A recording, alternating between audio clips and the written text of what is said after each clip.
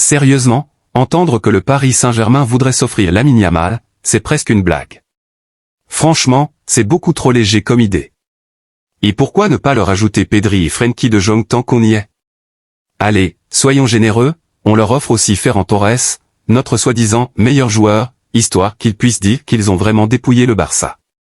Parce que venir pour prendre juste Lamine, c'est comme repartir du buffet avec une seule olive, ça ne fait pas sérieux. Non, vraiment, ces Parisiens sont des gueudins. Et puis entre nous, le PSG n'a pas besoin d'un ailier supplémentaire, ce dont ils ont vraiment besoin, c'est d'un vrai numéro 9. Tiens, je leur propose Robert Lewandowski, 78 ans, encore alerte, toujours présent. L'âge, c'est dans la tête, non? Et on leur livre même à domicile, avec le sourire.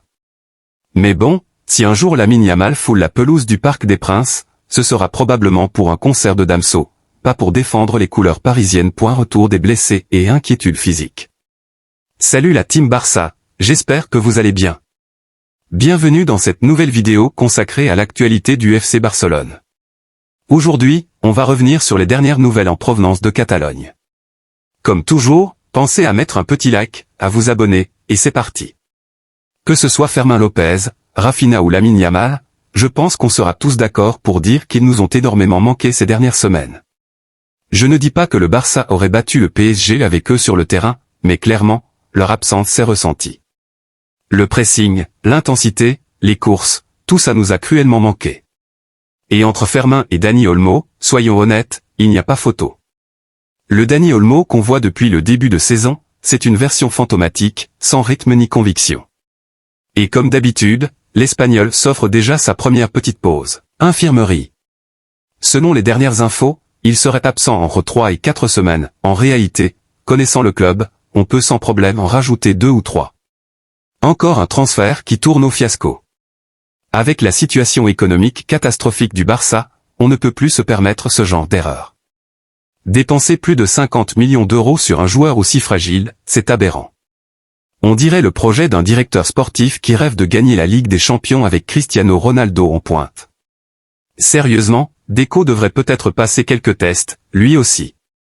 Il n'y a pas que les joueurs qu'il faut évaluer. Revenons au Barça. La bonne nouvelle, c'est que Fermin Lopez et Rafinha devraient faire leur retour dès la reprise, tout comme Lamine Yamal, qui pourrait même gratter quelques minutes de jeu. Une excellente nouvelle, surtout avec le calendrier qui arrive, Gérone, l'Olympiaco en Ligue des Champions, et bien sûr le Clasico contre le Real Madrid.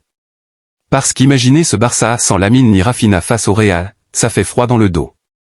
Petit bémol tout de même, Johan Garcia reviendra plus tard, ce qui signifie qu'on risque de se coltiner encore le vieux Inaki Peña dans les cages contre le Real. Permettez-moi de ne pas être rassuré. Quant à Ferran Torres, il souffre d'une gêne musculaire. Le club reste optimiste, mais il est incertain pour le match face à Gérone. Et là, une question s'impose, la préparation physique du Barça a-t-elle vraiment été efficace? D'après plusieurs sources proches du club, Hansi Flick aurait remarqué que les joueurs étaient très loin du niveau physique attendu à ce stade de la saison. Et franchement, on a tous vu, contre le PSG ou Séville, l'équipe semblait épuisée, incapable de presser, sans révolte ni énergie. Pas un signe de cette grinta catalane qu'on aime tant. Juste une impression d'impuissance, à la fois tactique, physique et mentale. Le Barça se bat avec ses démons habituels, blessures, forme physique, et gestion sportive discutable pendant que le PSG rêve de Lamine Yamal. Mais qu'il rêve bien, Lamine, c'est la Catalogne, pas la capitale.